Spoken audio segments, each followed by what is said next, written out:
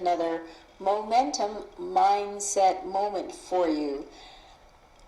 One of the things I think we need to come to grips with as we're finding ourselves in our second stage of life is really noticing where we are in what I call our personal time snapshot. One of the things that I think limits people when they're thinking about how to create a new future and how to manifest things for themselves into the future without a sense of limitation is learning how to free themselves from their own generational time snapshot. I'll give you an example of what I mean. It was Sunday today. If I wanted to go into a Starbucks cafe and order a tea or a coffee, I would probably plan on spending about $3 with tip. A little more if I wanted to get a grand latte with some flavoring in it. Then with tax and tip, we would be pushing closer to $5 for a nice tall latte with a tip for the server or the barista.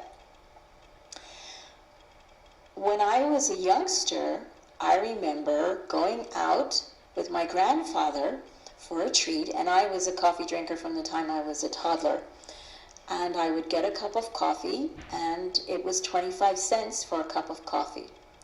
And I remember hearing my grandparents being shocked at how much the price of a cup of coffee had increased, and that when they were young, a cup of coffee only cost a nickel. So for my grandparents, it was a nickel. For me, it was 25 cents, and now it's $3. Think about the dramatic change in perspective there. So what I find with people I'm coaching who are over the age of 40, that you begin to become ossified in your own time snapshot where money is becoming more and more and more something of an issue. As a cup of coffee goes from 25 cents to $3, you expect that you're not going to be able to keep up. And I don't believe that that is really how it works.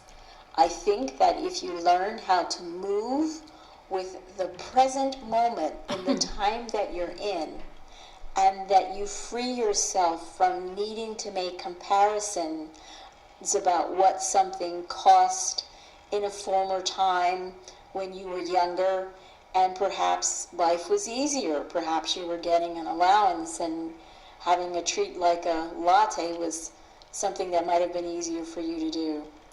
But when you start to ossify your mindset in your own generational time snapshot, you're beginning to set limitations on what the universe can bring to you in its flow, which is always in the present. So I'm giving this to you as a mindset momentum moment to think about how can you liberate yourself from your own generational time snapshot and stop making comparisons about now and then in ways that are going to limit you in the present and into the future. Just let it flow. So when you are thinking about pricing and how to price your products or your programs or your services, don't do yourself a disservice by pricing your products from a mindset that is looking at the past. Look around you, look at what's going on right now in the fluid moment of now in how things are being priced. So, a house is going to cost anywhere from $200,000 to $600,000. A car is going to cost anywhere from $15,000 to $100,000. That's the current fluid moment of now.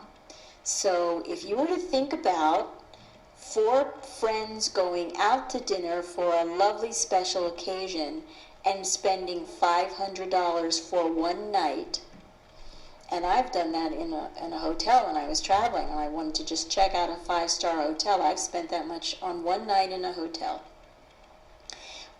You think about how much it costs to fill your car with a tank of gas, $40, $50, that is what is happening now.